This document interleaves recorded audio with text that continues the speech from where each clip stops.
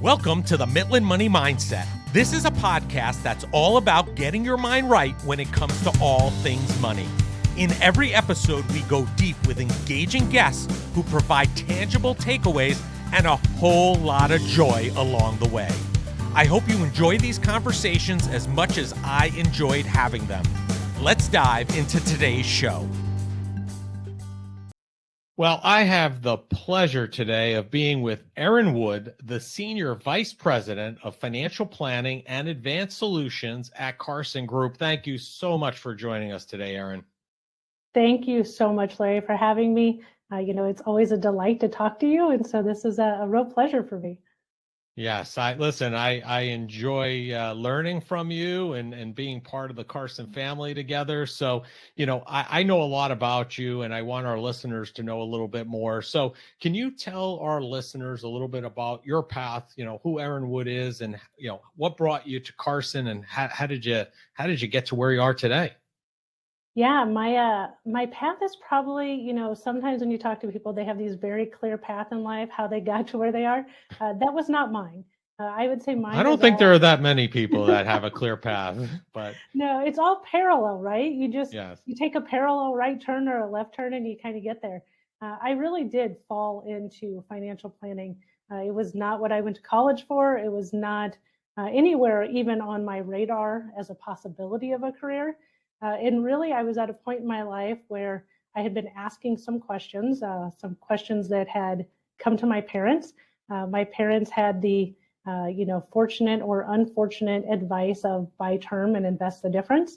And I knew just enough with my finance degree to be like, this doesn't sound right to me. My dad's a smoker. They bought that policy when I was a baby. There's something that doesn't sound right. And so I started asking questions, and I met a financial advisor. And her response to me was, you're really asking questions that people who have been in this industry a long time don't ask. Your brain's really meant for this. Like, I think you're meant to be a financial advisor or a financial planner. And I said, thanks, no thanks. I happened to run into them about 6 months later by happenstance in a Fleming's bar. I was waiting to have dinner, and I ran into her and her boss. And he said, oh, you're the one she was talking about. Come in and have coffee with me. And at that point in my life, I was like, you know what? I'm gonna see what they have to say. I have nothing to lose. I was in my early 20s, and so I did. And here I am 20 years later. Everything has been just a progression from one part of a career to the next. I've owned a financial planning firm. I've been the head of financial planning for the largest privately held bank in the country. And then here now at Carson, where I oversee the 5 divisions, which are financial planning, Carson Tax, Carson Insurance, Carson Private Trust, and Carson Retirement Plans. And so it's been a great journey, and I think there's a whole much more still to come. Yeah, I agree. And that is quite the path. The personal events bring you to where you are, and, led you to Carson Group. So I'm grateful for that person recognizing your propensity for the profession, and us, connecting later on. One of the things I've heard you share before, and you kind of alluded to it, prior, about your interactions with your parents, you share how your upbringing influenced the money path. I'd love to have you share that story with our listeners on how that affected you, and, is really a big part of, who you are and what you do today. Yeah, and it absolutely does impact me still to this day. I've been very open about the fact my parents were very young when they had me. They were teenagers, and both of them are from families of 10. So, when you look at that, that's a whole lot of children to be raising. And they were just babies themselves, babies raising babies, and they had no idea what they were doing. But somewhere along the way, my parents had did a few things that really impacted me. The first home I remember is in a trailer park. My dad, I've told over the last couple of years, I've recently told people that my dad is a convicted felon for what is considered a violent crime. However, that happened after I was born, and it happened in a way that is not typical to how most people would imagine. My mother had an ectopic pregnancy, and that was before the law was in place that you had to help someone who was an emergency situation, a life or death situation. And so my dad took my mom to the ER for this ectopic pregnancy that had ruptured, and the ER was not going to treat her. They were going to throw her out because they didn't have health insurance. And so my dad punched the ER doctor, which got him to be a convicted felon. Right. So it's a very strange story of how it even happened. But I spent most of my childhood knowing that we were in a situation where, don't draw attention to yourself, be a little quieter. There was always this, every job application my dad had to fill out, he always had to put that he was a convicted felon on it. And so those were some things that were hard. It really limited his job possibilities, and it limited the types of relationships I was allowed to have. You didn't go tell some kid down the street that your dad's a convicted felon, because then they wouldn't let you play with each other. Especially without any context of the story, yes. right? Now, the context of that is important, right? So many people hear that, and they're like, if that was my wife, I would have done the same thing. Right. But also the fact that the law changed just a few years after that, and that law, if it would have been in place, would have protected them. So those stories really impact me on the importance of, health insurance, making sure that you have all of those risk parameters in place. But also, how does that impact people's livelihoods? How does it impact the relationships you have with other people? And it really puts financial literacy for me at the forefront, because I know how important it is for everyone to have that kind of information. Look, I'm in a great place in my life, and I was put there by my parents teaching me some things, even though they had some rough times. My first money memories are all positive. My mom took me to the bank and opened a savings account. I remember them working on a budget and a ledger together. I remember going to church and giving tidings. And so all of my money memories have been positive, even though there was this shadowing of some really unfortunate things on the outside. Yeah, I think it's amazing how we have a tendency, if you look at people and you look at their upbringing and their history and the family background, we are such representatives of that background, and it gets passed along from one generation to the other. And I think that's why it's so important in our profession to help people, if they have good habits, reinforce them and double down on them. And if they don't have good habits, to try to break them and try to get them to start moving into those better habits, because it could have that alone can have a generational impact, let alone the money that behind it. Just having those good habits could really impact things for generations to come. Yeah. And that knowledge that I think, some wealthier families have knowledge that less privileged families don't have. There was nobody telling me how to apply for college or how to get FAFSA or how to get loans. My parents were both on families of 10. Nobody had went to college. And so there was no knowledge there for them to pass down. But it is important that, I might have fell through some of these things, but now it's really important that I take that back to people who are very much like me. If someone can see someone like myself, well, then they believe it can be true. And so spreading as much of that information around is something that's really important to me. Yeah, shared experiences are so important. So I got to ask you if we shared an experience, because you gave us a little inkling as far as how you got into the profession. You were talking to an advisor, and they said, "Oh, you have what it takes." So I got to ask you, because I think we started somewhat around the same time. Were you smiling and dialing back in the beginning days like I was? Isn't that such a great memory? The smiling, dialing, for everything that's bad about it, there was also a lot of good. I do believe that ability to pick up that phone and just dial, and nobody knew anything about me. Nobody knew anything about my history. Nobody knew anything about my family. I'm not sure that I would have made it in this industry without smiling and dialing. And I was going to be the best at it. I don't know if you did the same thing, but I used to write on papers, like every time I called someone and like, did you get a voicemail? Did you leave a message? And I would fill that thing front side and back side. I would have so many times I called. I think I just wore people down. Yeah, I enjoyed it as much as you could enjoy it. I took it for what it's worth, and I made it like a competition, like you're saying, right? I knew if I was getting close to the end of the day, but I knew that, statistically I had to make 3 more phone calls to get somebody to stay on the phone and talk to me. I stuck it out for those 3 more because I wanted to see if I could keep those numbers going for the rest of the day. So, and I had a good friend of mine, I remember to this day, he used to stay on the phone with people like the longest I've ever seen. And he would blow through all the objections. He didn't care. He'd do it like quickly. And I'd be like, why are you doing this? He goes, because I know if I get them to like number 10 or number 11, he goes, I'm in. And he's like, because there's no reason somebody's staying on the phone with me that long if they don't have a little bit of interest. So, there's something to be said. And I think if you took away, the good stuff from it, it was definitely beneficial. So. And I think it lowers fear too. If you have a fear of talking to people, you don't have to smile on dials days. You can talk to anyone. Absolutely. So, you like me, you've seen the profession change, in your eyes and in your view, how have you seen the profession evolve over the time since you entered it till now? It's crazy how different it is. I came in right at the point that, you still had at fund brokerage. And so people still got their statements directly from all their investment companies, to starting to have all your brokerage at one location. The start of advisory business, and instead of paying commissions, paying advisory fees. And so I came in right at that time, which worked really well for me in the sense that I was always financial planning focused first.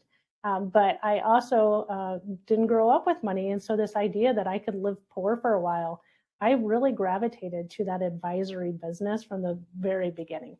I was like, this makes much more sense. And for a lot of the people I was trying to help, it made a lot more sense to them as well that they could be, tied to their gains with me.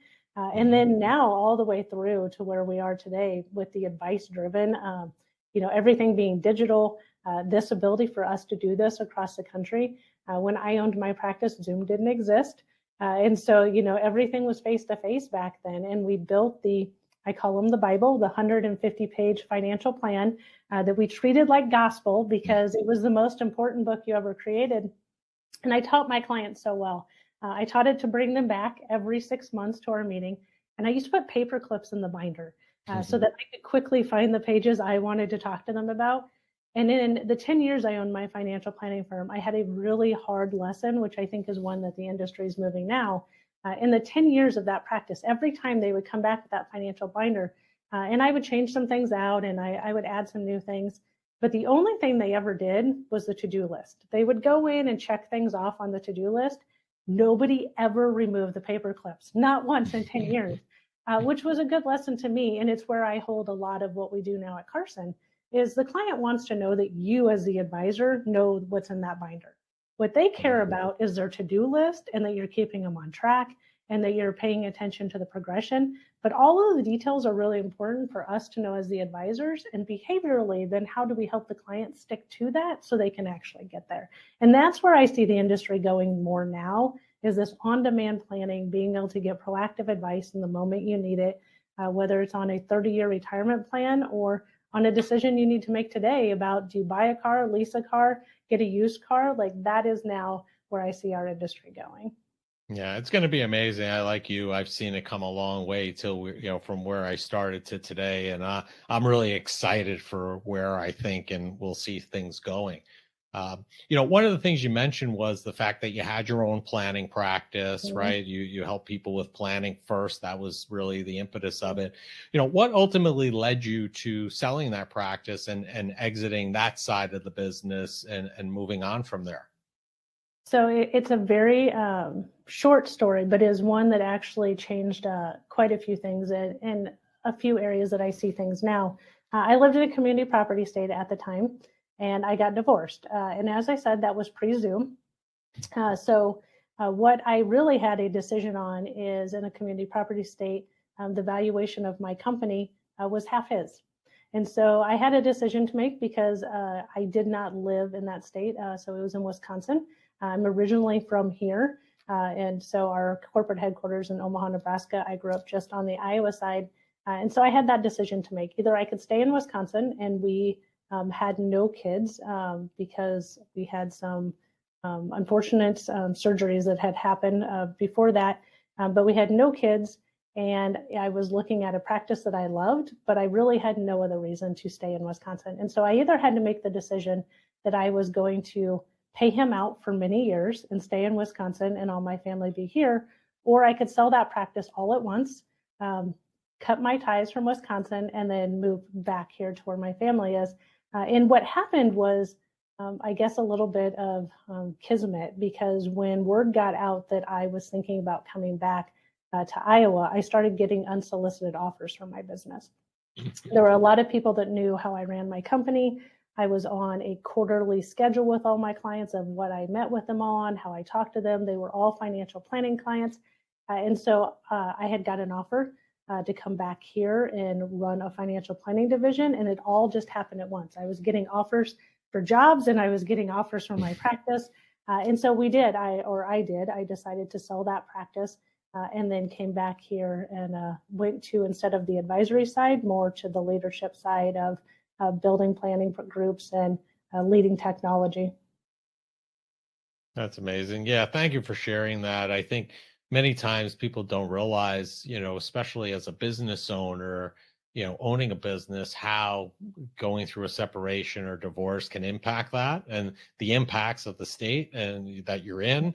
And I think, to the kind of the common theme of what we've been talking about, the family and the background and the history has kind of formed and is a part of you today, because now you're planning and advising and helping other advisors advise on these topics so that other people who are in a similar situation like yourself can plan appropriately for those potential, what I call critical financial events. Yep. And that idea that as an advisor, you can help so many people, right? So now I help advisors who help more people. And so it's that idea of how can you spread information? Well, for me, I get to work through all of you as advisors. And so I can contact and speak to a lot more people than I could as an individual advisor myself. Huge impact for sure. So I got to ask, what attracted you to Carson? I've heard, the story starts somewhere with Paul West, and Paul West and Carson sometimes are always synonymous, I think. But I heard he was very persistent. And, I'd love, as you answer, I'd also love to hear what your role is now so our listeners understand that. So if you could kind of give us a little background, how you ended up there and what are you doing on a day-to-day basis? You kind of alluded to some of it just a moment ago as far as working with the advisors. What does that entail? Yeah. So I always tell everyone Paul West affectionately stalked me for 6 months. He was definitely not giving up. At the time, I was running the financial planning division for the privately held bank that I had said. And so I worked with their wealth clients, their largest clients they had in their trust company. I always say, I wasn't unhappy at the bank. But if you've ever been at a bank or an insurance company, it's kind of like being at a dinosaur or moving the Titanic. They're not very technology forward. They're not very innovative. And so Paul had reached out to me about coming to run financial planning for Carson Wealth. And the first time I said, thanks, no thanks. And he just kind of let it go. And then he came back again.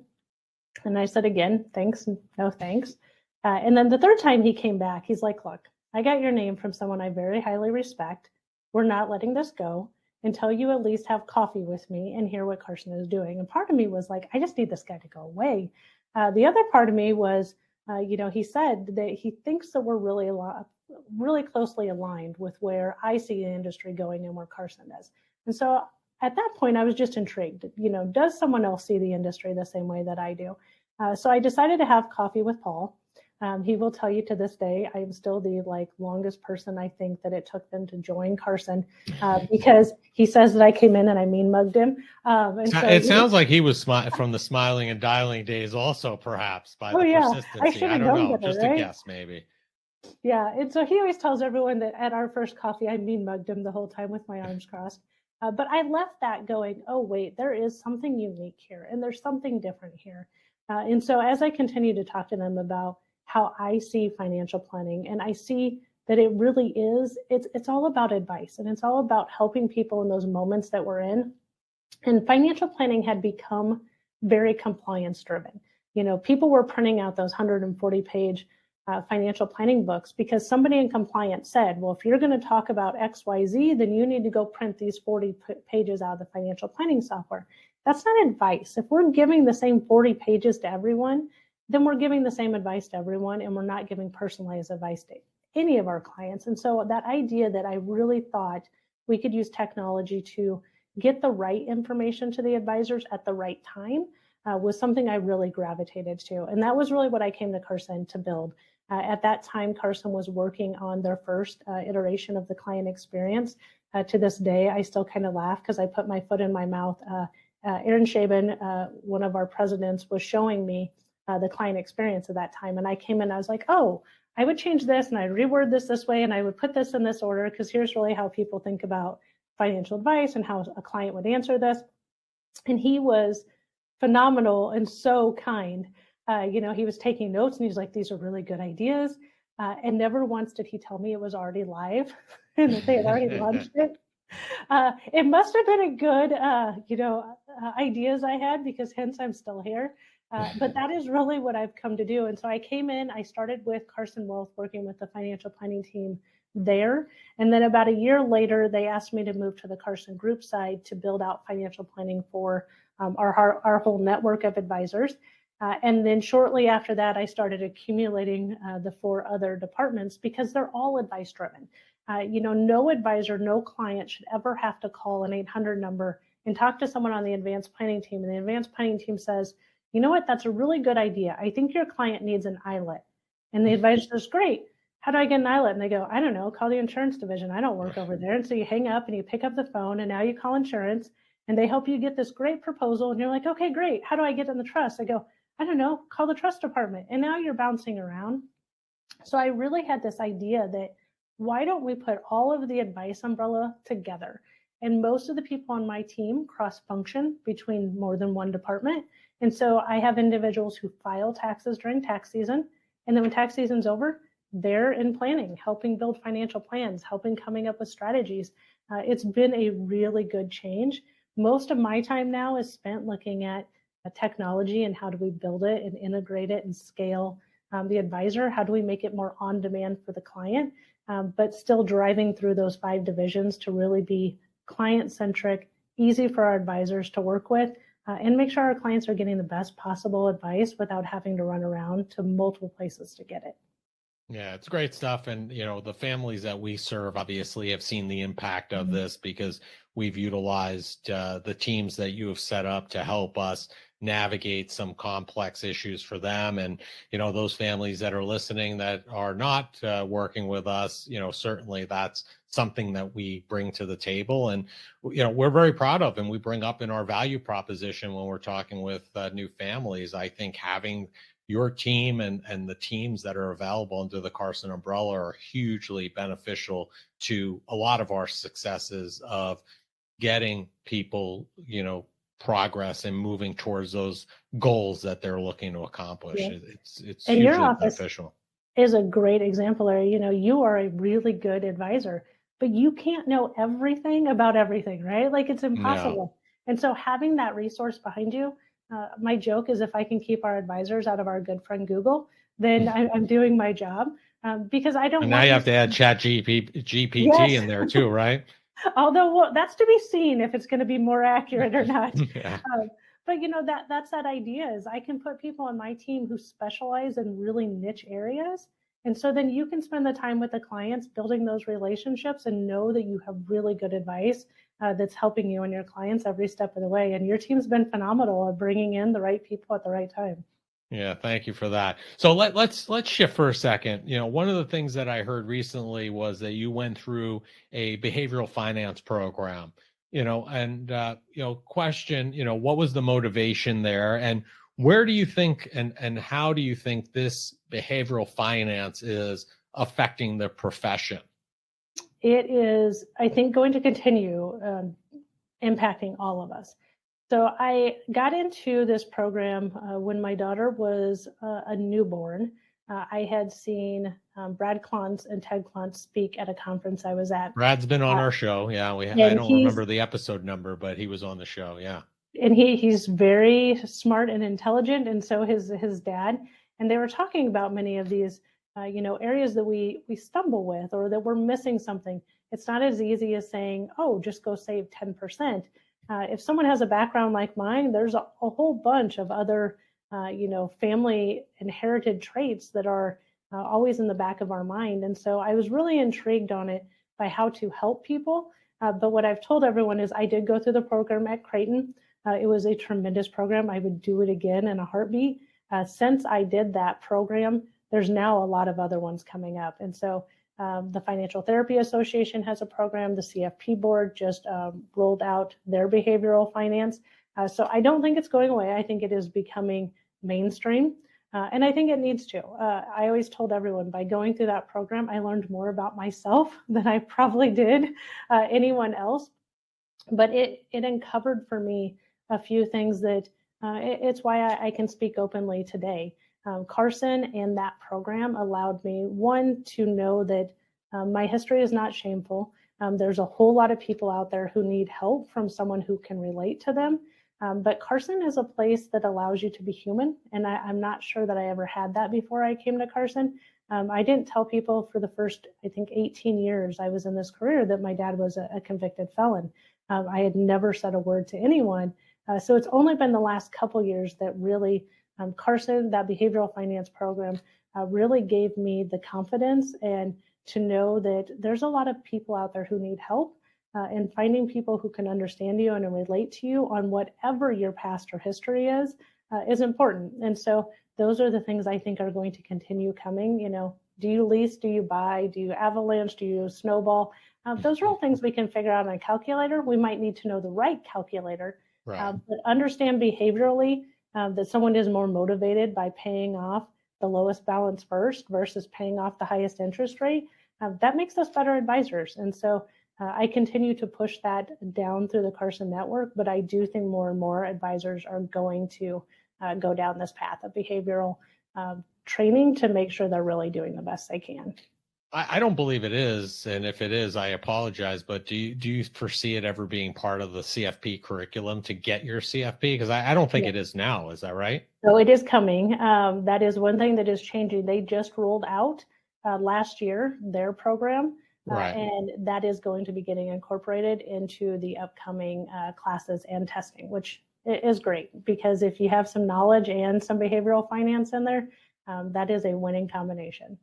Yeah, I agree. And I think it should be a part of it. So thank you for sharing that. And, it's something that I'm interested in consistently. I find it fascinating, the whole behavioral finance component of things.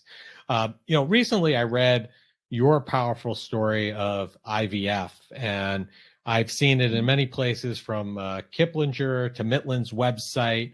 And this may dovetail into what you just said earlier about Carson and kind of giving you the space to have these conversations. But, what prompted you to share your, deeply personal journey with regard to that?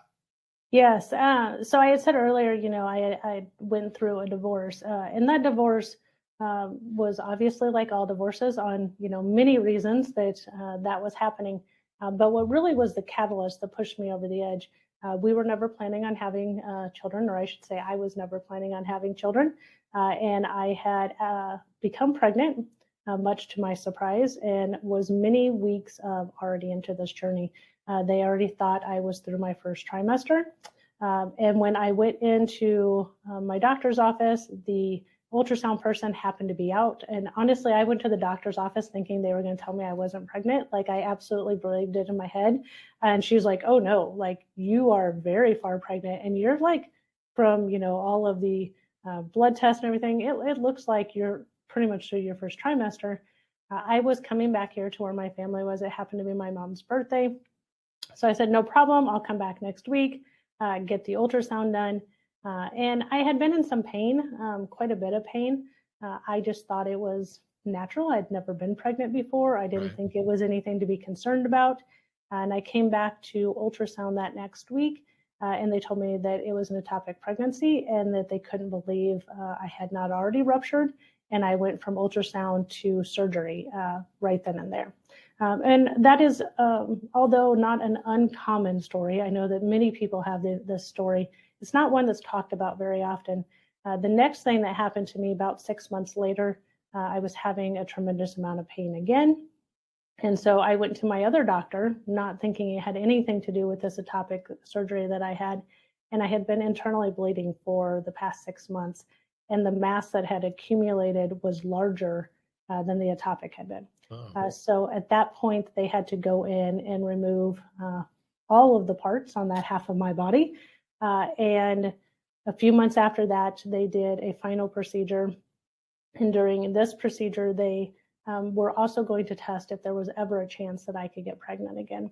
To this day, it's probably the moment in my life that is the clearest. I think will always be the clearest because it was a very awkward situation to be in anyway. And they're checking all these things and doing dye tests, and you're in this cold room and a lot of people looking at you and checking stuff.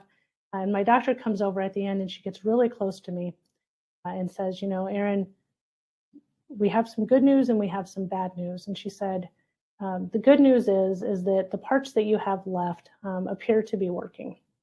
We don't think that you would ever be able to carry a child to term, that with many of the things that have happened, you would probably be on bed rest. You probably have to have your cervix sewed shut. But there is a 10% chance that you can get pregnant. And I remember to this day feeling like I was drowning. Like I felt like waves were coming on top of me and that I couldn't breathe. And ultimately, I knew that that was what was going to lead me to divorce. And I did file for divorce the next week. That even if there was a 10% chance, I knew that I did not want to have a child in that relationship. Fast forward, a few years later, and I meet my now husband, and all of a sudden things changed. I decided, you know what, I do want to be a mom. I was coming into a situation with a 4-year-old who is now a junior in high school, and I adore to this day. And I very much wanted to have a family of our own. And so we started down the journey of what was this going to look like. And it's a very expensive journey.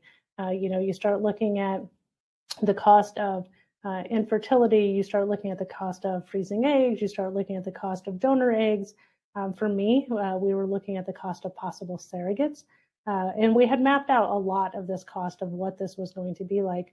I am so fortunate and so lucky.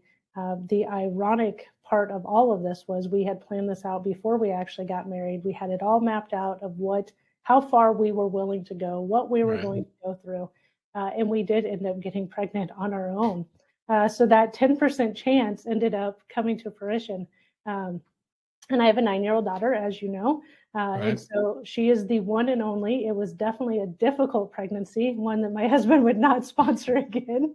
But it came full circle. And I feel so much for these women who I've worked with over the years who, again, they're willing to tell me their story because I've told them mine. But I've been able to help a lot of women navigate this unforeseen and very expensive cost to something that for a lot of people seems so natural and easy.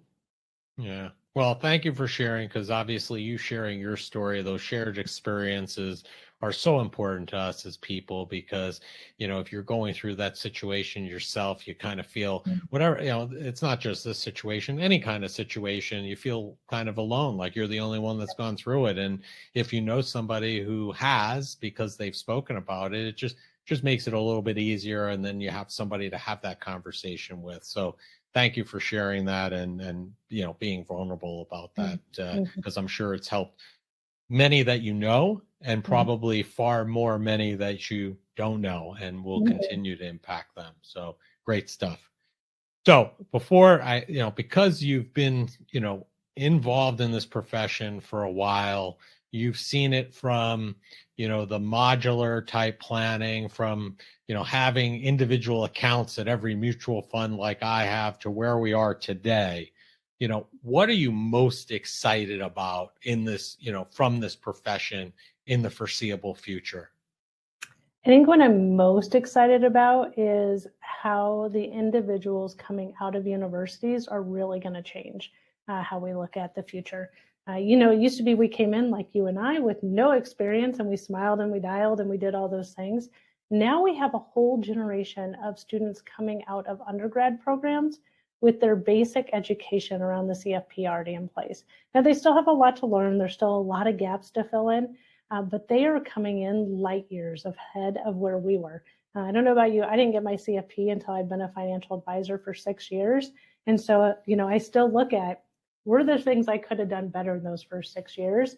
They're coming in with that knowledge right away. And so we've built our Next Gen program here at Carson.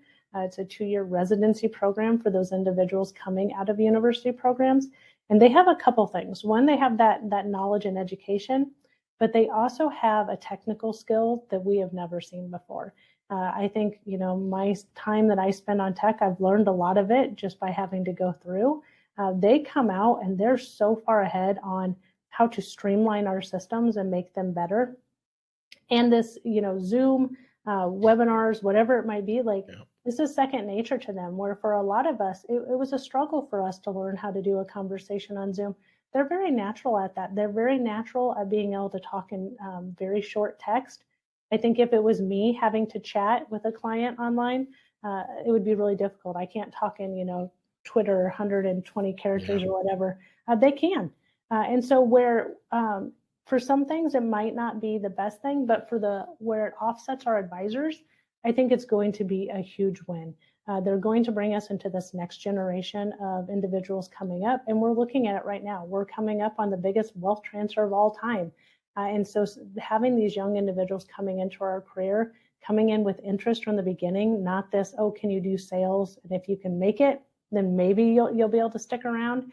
They're coming in from a place of, I want to help people and put me in whatever position I can help them, and being able to use technology to scale you, to partner them with seasoned advisors.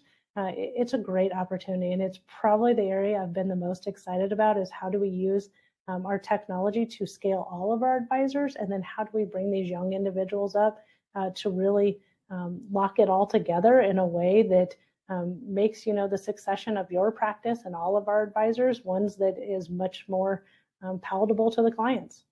Yeah, I'm pretty excited about that program too, because I think for the first time, if the profession's not going to do it, at least Carson has done it, which is created a definitive pathway for somebody to come in and enter the profession and actually see a viable progression to move up in their career. Because I think one thing this profession's lacking is, and a lot of it's from its disjointedness, just not having this clear defined path. If you're a doctor, or you want to be a CPA, or you want to be an attorney, there's pretty much a delineated path on how to go from high school to education, college, wherever that may be, in being a partner or of one of those practices, or a partner in a medical practice, same thing. And in our profession, there hasn't been. And I think, I give Carson a lot of credit for starting to at least develop that kind of progression where somebody could actually see how they enter and where they will end up and what that time frame looks like, as long as they put in the hard work and effort that is needed to get there, right? The other part of that, you brought up the medical field, and I always think this is a great example. The medical field has been really good at doing that careers, but they've also already come into things like telehealth, right? You don't have to go into your doctor. You can do something quick. That on-demand planning, we're just starting to see that right now. And that's a great example where I think tech is going to allow us to scale in a different way. What a great point it will be when a client's in the car dealership and says, you know what, should I really be doing this? I'm just going to send a message in to Midland and find out, is this the right thing to do? And someone in your office to be able to answer that, that on-demand planning, it's so close right now. It's when it happens, it's probably going to be my happiest day ever. Because if we can help clients in the moment they're in, I've always believed that if you can help them in that moment and you can do that over and over again, you'll always get a client to where they need to be. Right. But when you're only focusing on 30 years in the future, that's really hard. None of us can imagine ourselves 30 years in the future. But if we can get to this on-demand, helping people in the moments they need them the most, and help them make those right decisions over and over, I know that we'll win every single time. Agreed. I'm excited. I'm reinvigorated. I'm ready to go. So listen, Erin, it's been a pleasure having you on, and we ask each of our guests the same final question, because this is the Midland Money Mindset. We are all about joy, and that is, what did you do today that brought you joy and put you in the right mindset for success? So there's a few things I do pretty much every day that do bring me joy. I meditate almost every single day. And I can tell when I get off of my patterns of doing that, because I'm not as invigorated and I'm not as focused. I get the best ideas when I'm in those moments. But the second thing that I would say today is that I've been spending some time looking at that next gen program and the individuals that we have in it. and starting to help map out like which advisors are they going to work with next, what project are they going to work with next. And every time I get to help them on developing that career path, I find so much joy in that. I didn't do this today, but I always try to shout them out. I work with Rock the Street Wall Street. And so Carson is a sponsor of them. It is a financial literacy program where we go into the high schools and work with high school girls on improving their financial literacy. We've been doing this at one high school over the last year, 2 classes every single week. They've had a 71% increase in their financial literacy, which is amazing. Wow. And 25% of those girls are now considering to take a career in finance. And so giving back in those ways is where I find my absolute joy, and it brings me the most happiness every week. It's bringing me joy just hearing about it. That's amazing stuff. So thank you for sharing that. Now, listen, we're going to have all of your information in the show notes, but if people want to learn more about you, learn more about your role at Carson, what's the easiest and best place for them to find that out? The 2 places that are best are LinkedIn and Twitter are the 2 places that most people can find me. I am Erin Wood on LinkedIn, so easy to find. And then on Twitter, I'm Erin Wood 402. So again, easy to find. And Larry, before I hang up, I told you I saw this on my desk the other day. I was very excited. Thank you for sending me your book. I can't wait to dig into it. There has not been enough financial planning books out on the industry. So thank you for continuing to bring that knowledge out to the masses. We absolutely need it. I appreciate that, Erin, and thank you so much for taking time out of your schedule to share your knowledge with our listeners and spend a few minutes with us. I really appreciate it, and make it a great day. Thanks for having me, Larry.